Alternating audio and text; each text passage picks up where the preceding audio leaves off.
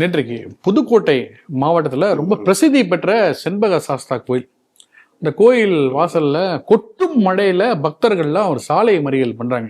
சரி, என்னடா அது விஷயம் அப்படின்னு சொல்லி விசாரித்தோம்னா என்ன சொல்றாங்க, நாங்கள் இது ஆடி மாதம் குறிப்பாக எல்லா ஆடி மாதமும் குறிப்பாக வழக்கு பூஜை நாங்கள் பண்ணுவோம்.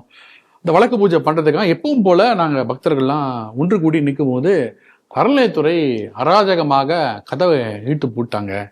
என்னன்னு சொல்லி கேட்டால் காவல்துறை கிட்டேருந்து எங்களுக்கு பர்மிஷன் தரல அப்படின்னு சொல்லி கொட்டும் மழைன்னு பார்க்காம கூட அங்கே இருக்கக்கூடிய பக்தர்கள்லாம் மறியலில் பண்ணுறாங்க. காவல்துறை ஒரு கொஞ்சம் 5 நிமிஷம் பேசுகிறாங்க. கடைசியில் என்ன பண்ணுறாங்க, அடித்தடியில் இறங்கி அந்த கூட்டத்தினை அப்படின்னு தான் சொல்லுவாங்க. ஆனால் பக்தர்களை அதிரடியாக கலைக்கிறாங்க. இந்த செய்தி நீங்கள் எப்படி பார்க்குறீங்க? சாதாரண ரிலிஜியஸ் ப்ரொசஷன், அதாவது ஒரு மத ஊர்வலமோ திருமண ஊர்வலமோ பொது ரோட்ல நடத்துவதற்கு காவல்துறை அனுமதி தேவையில்லை என்பது அதுதான் நடைமுறை. இப்போ கோயிலில் வந்து ஒரு திருவிழா நடக்குன்னு வச்சுக்கோங்க. சும்மா அங்கே ஒரு கோயில் இருக்கு, மாரியம்மன் கோயில், ஒரு சாமி தூக்கிட்டு வீதி உலா வராங்க.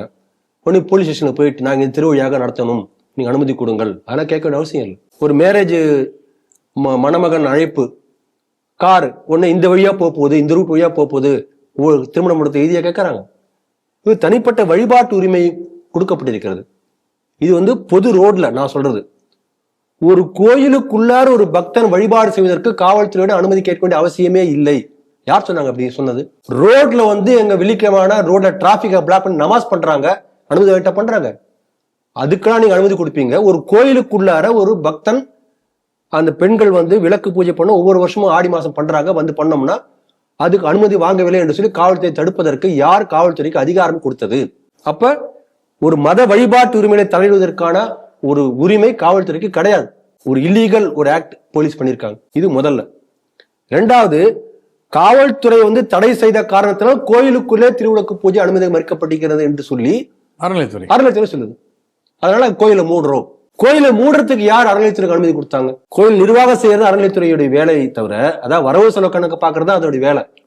கோயில் எப்ப திறக்கணும், எப்ப மூடணும், என்ன பிரசாதம், என்ன அபிஷேகம், என்ன பூ, இன்னைக்கு திருவிழா, இதெல்லாம் அறநிலையத்துறை வேலை கிடையாது. இதற்கான செலவு என்னன்றது பார்ப்பது மட்டும் அறநிலையத்துறை வேலை. அது கணக்கு ஒழுங்கா எழுதுறாங்களா, அவ்வளவுதான் அவருடைய வேலை. அது கொடுத்தா வெளியில வந்துடணும். யார் மூடத்துக்கு அதிகாரம் கொடுத்தது? அதிகாரமே இல்லை.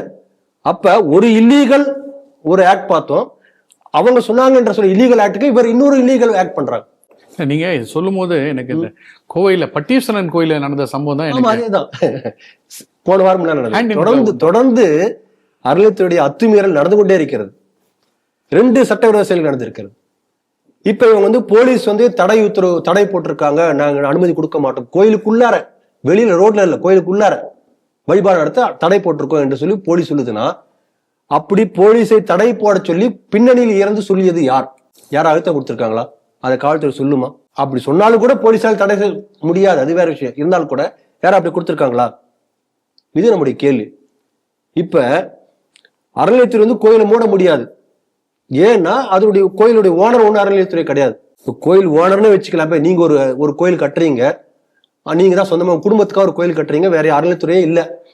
ஒரு பிள்ளையார் கூட ஒரு கோயில் கட்டுறீங்கன்னு வச்சுக்கோங்களேன். அந்த இப்படி ஒரு கோயில் கட்டினால் கூட அந்த கோயில ஒரு ஆகம விதிப்படி பிரதிஷ்டை பண்ணிருப்பீங்க. அந்த விதிப்படிதான் கோயில் நடக்க வேண்டுமே தவிர உங்க இஷ்டத்துக்கு திறந்து மூடு அதெல்லாம் பண்ண முடியாது, யாருமே பண்ண முடியாது. அப்படி இருக்கும்போது அறநிலையத்துறை எப்படி பண்ண முடியும்? உதாரணத்துக்கு அந்த கோயில் இருக்கக்கூடிய தெருவுல வந்து ஒரு இறப்பு நேர்ந்து விட்டது, அந்த மாதிரி இருந்தா குறிப்பிட்ட நேரத்துக்கு கோயிலை மூடி வைப்பார்கள். இதெல்லாம் வந்து பொதுவாக கடைபிடிக்கக்கூடிய நடைமுறை. அப்படிதான் கோயில் மூட முடியுமே தவிர யாரோ ஒரு போலீஸ் சொன்னாங்க, இல்ல அறநிலையத்துறை ஈவோ வந்து முடிவு பண்ணாரு, அப்படிலாம் கோயில் மூட முடியாது, கோயில் திறக்கவும் முடியாது.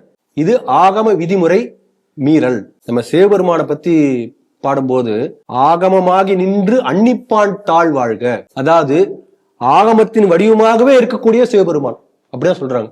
அப்ப ஆகமத்தை மீறுவது என்பது சிவபெருமானை நிந்தனை செய்வதற்கு சமமானது. யார் மீறவே கூடாது என்று சொல்கிறார்கள்.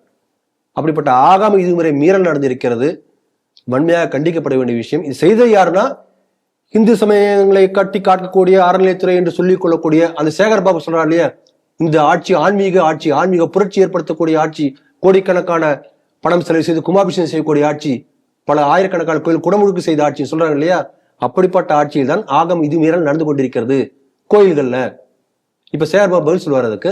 ஆகவே இது எப்படி இருக்குன்னா, இந்த HRMC என்பது ஹிந்து வழிபாட்டு முறைகளை ஒழிப்பதற்காக வந்த ஒரு இயக்கம், ஒரு அமைப்பு என்று நாம் பலமுறை சொல்லிக் கொண்டிருக்கிறோம். அதைத்தான் இந்த செய்தி நமக்கு காட்டுகிறது.